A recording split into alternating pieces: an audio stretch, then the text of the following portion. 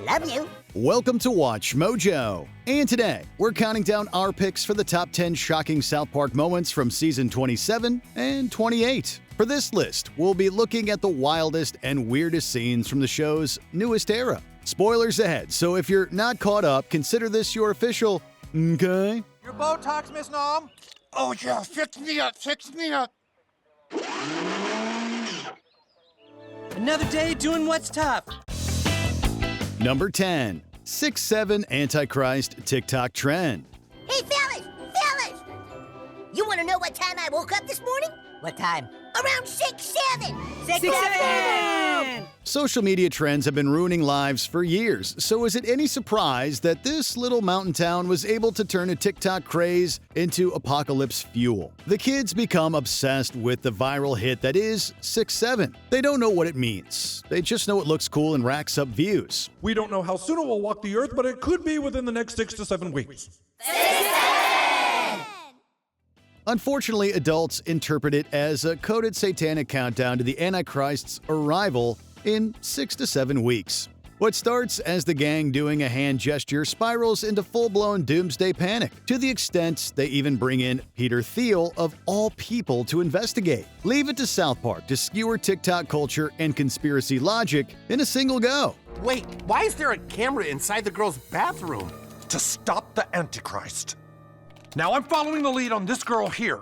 She went home to 67 Mala Vista Drive. Going through her family's medical records, I found that her father has testicular cancer and 67 days ago had one testicle removed. Number 9. Kyle's mom versus Netanyahu.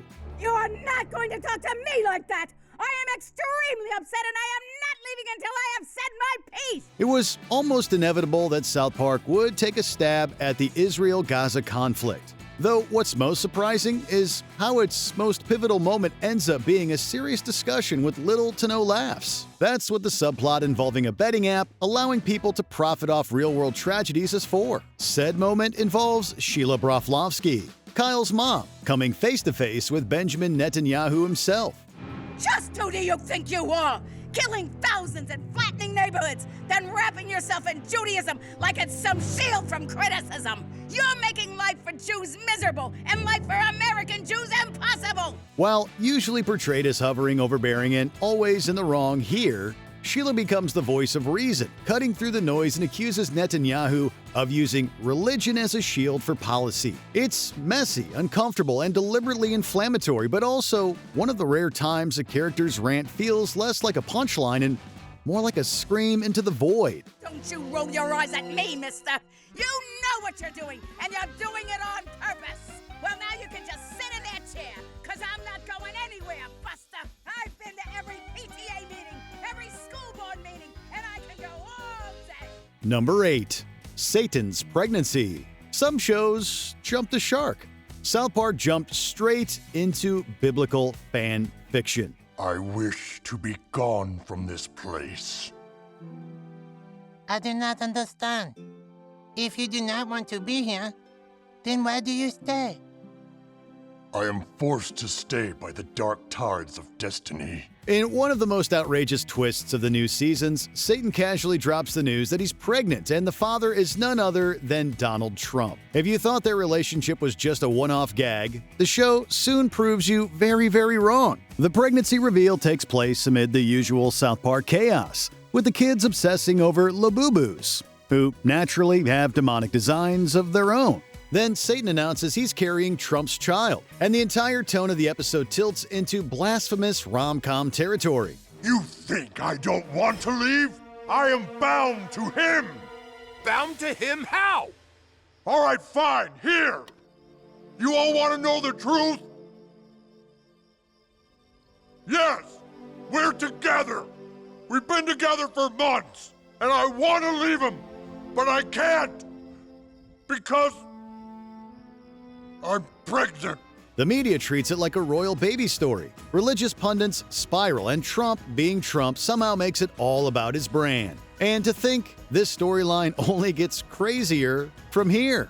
Now knowing that he has been this whole time, I'm just so happy. Number 7.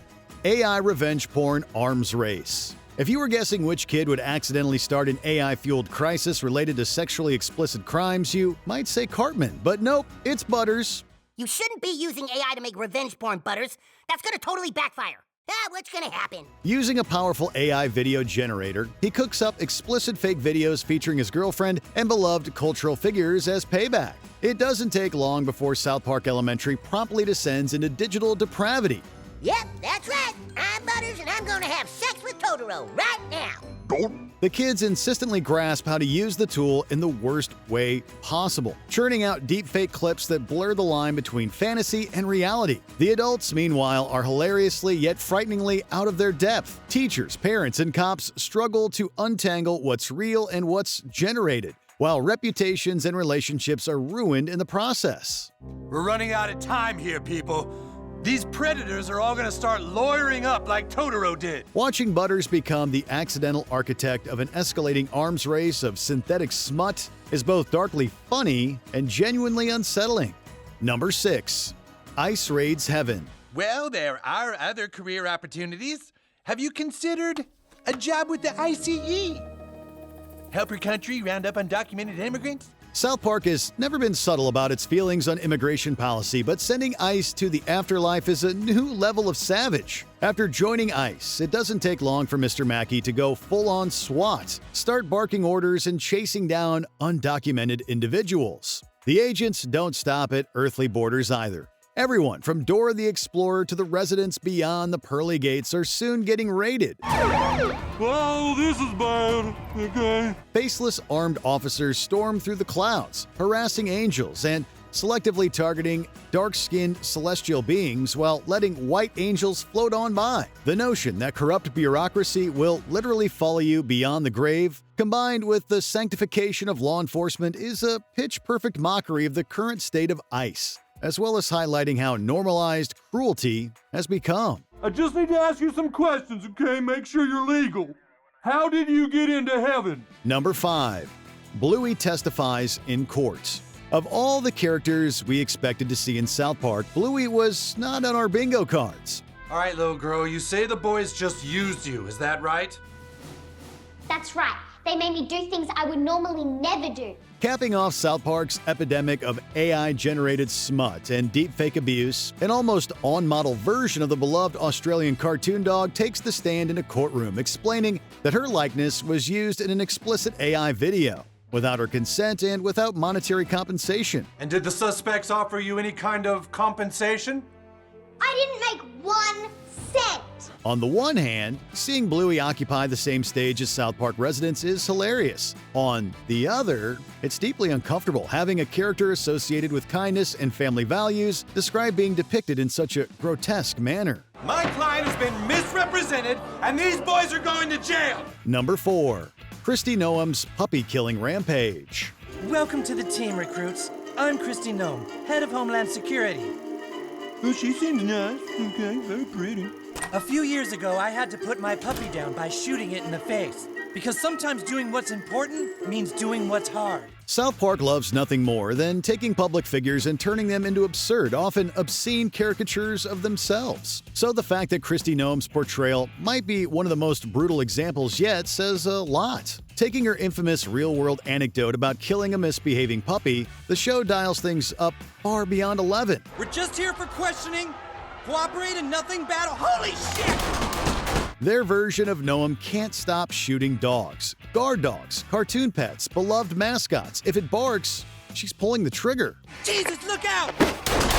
The escalating body count becomes a running meta joke about how a single disturbing anecdote can define a politician forever in the public's imagination. By the time she's blasting pop culture canines and striding off without remorse, it's made clear this is likely all Noem's legacy will amount to. Number 3. Trump deepfake PSA. As part of the settlement, we also had to agree to doing pro-Trump messaging.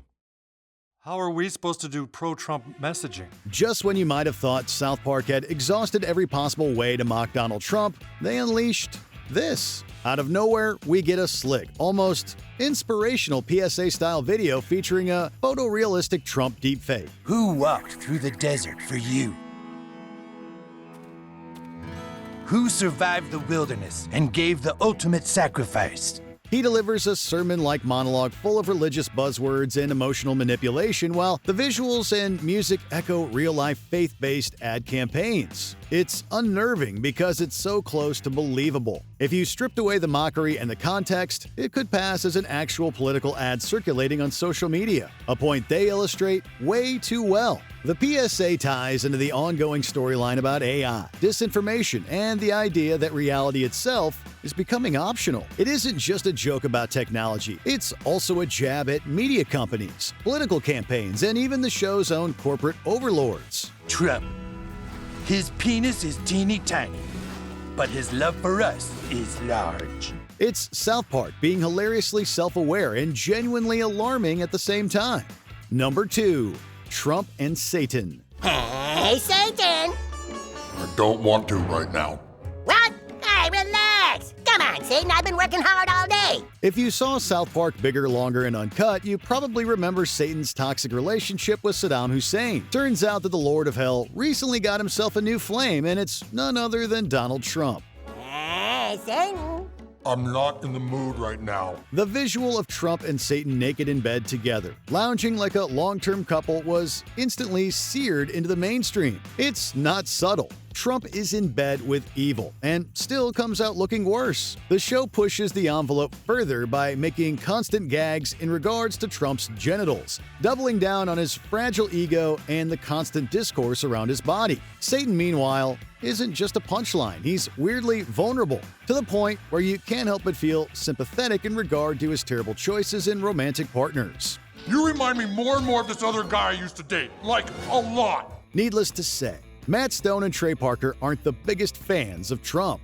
Before we continue, be sure to subscribe to our channel and ring the bell to get notified about our latest videos. You have the option to be notified for occasional videos or all of them. If you're on your phone, make sure you go into your settings and switch on notifications. Number 1. Trump and J.D. Vance's sex tape. It's the moment where South Park looked directly down the camera and said, "How far do you think we'll go?" He and I are on the same page. And this is the answer. A semi-photo-real sex tape of President Donald Trump and his vice president, J.D. Vance, going at it in the Lincoln bedroom. The sequence is played like an over-the-top love scene, complete with dramatic lighting and soaring music. Oh, boss, it's so big. The fallout is as wild as the tape itself. Trump immediately claims it's an AI deepfake, which fits perfectly with the season's broader themes of synthetic media and the unreliability of evidence. Some characters believe him, others don't, and the audience is left in that haunting middle ground where satire and reality are almost indistinguishable. The choice of the Lincoln bedroom, a symbol of American history and presidential legacy, is just the cursed cherry on top. Boss, please don't be mad at me.